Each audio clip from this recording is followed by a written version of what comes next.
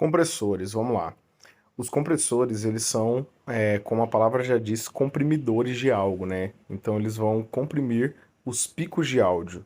Ele vai trabalhar comprimindo esses picos para não deixar o volume se elevar a ponto de nós termos clipping, que seria aquele som rachado, né? Que o alto-falante ele acaba excedendo o limite. O compressor ele tenta preservar a dinâmica do áudio, não deixando o áudio virar uma onda quadrada. Como vocês veem na imagem, você tem a onda normal e você tem a onda que ela é quadrada, né? Que ela é tourada a ponta dela. O que faz a onda ficar achatada é o limiter. O limiter ele vai limitar e o compressor não. Ele vai trabalhar esse pico de áudio para que o áudio não se sobressaia. Um exemplo, fazendo uma analogia, imagine uma criança pulando numa cama elástica.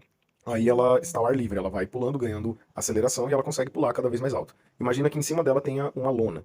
Conforme ela vai batendo a cabeça nessa lona e ela vai indo mais alto, ela vai recebendo mais força dessa lona. Se ela só encosta de leve, a lona quase não faz efeito. Se ela começa a encostar mais forte, a lona ela vai cada vez segurando mais. Só que a criança ela continua no seu sentido natural de pulo. Agora imagina que ela está pulando num local que tenha uma laje. Na hora que ela bater a cabeça, automaticamente ela não vai subir nem um pouco acima do limite da laje. Ela vai descer imediatamente, provavelmente com um galo.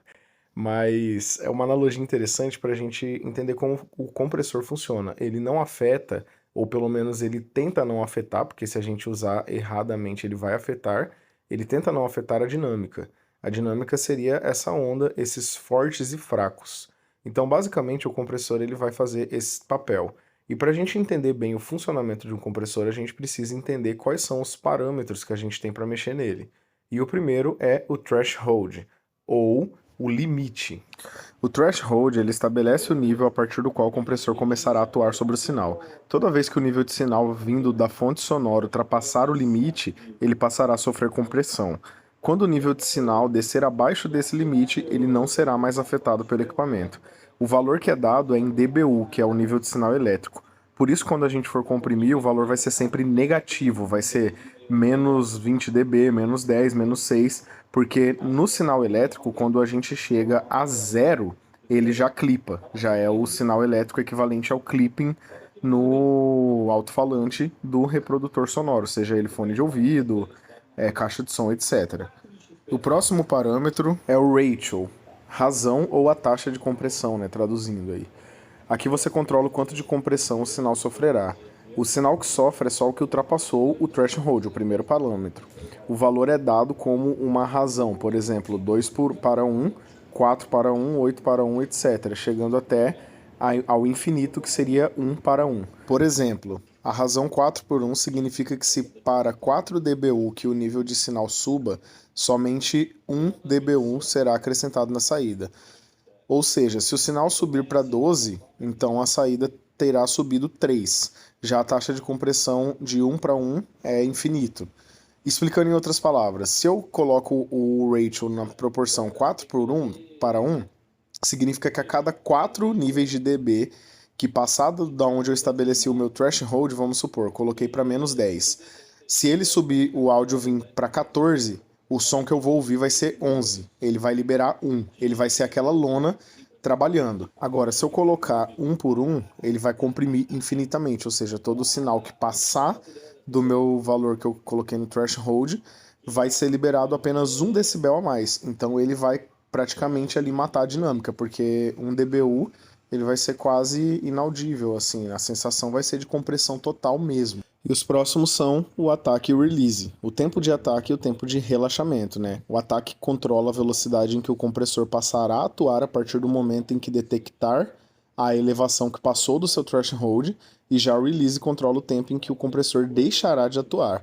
O tempo é dado em milissegundos, né? Então esses controles são um pouco complicados e muitos equipamentos atuais vêm com uma chave para o controle automático dessa função.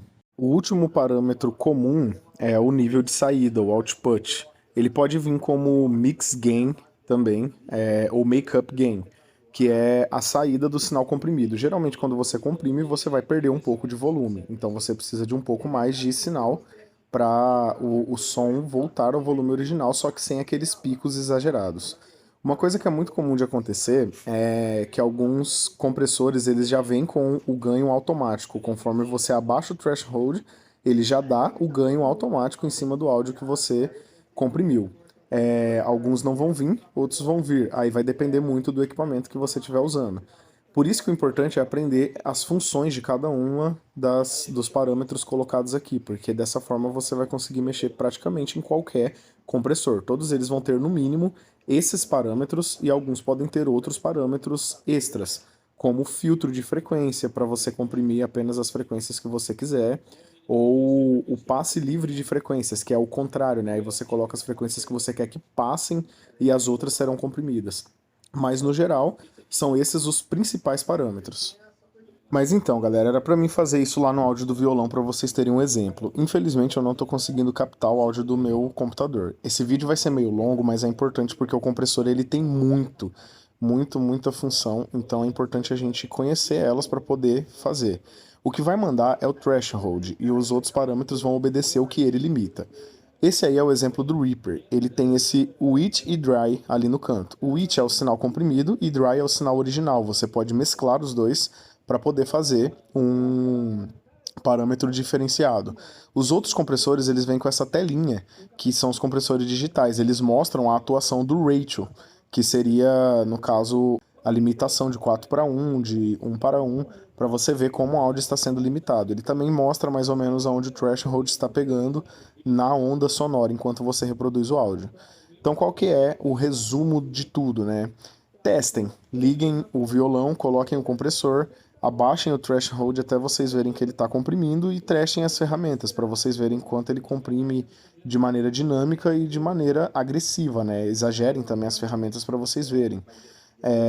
Uma dica que eu dou é vocês também saberem avaliar se o canal ele precisa ou não de compressão. Às vezes a gente leva a compressão aos últimos limites, assim, né? Comprime tudo, quando às vezes algum canal de áudio nem está necessariamente precisando de compressão. No geral, quase todos vão precisar para a gente conseguir ter um volume bom sem picos estourando no final do áudio, né? Para salvar com um pico legal, sem nada estar estourado. Mas às vezes tem algum canal ou outro que nem precisa e a gente quebra a cabeça à toa. Mas dá de treinar com aquele áudio do violão tranquilamente usando os parâmetros que eu coloquei aqui.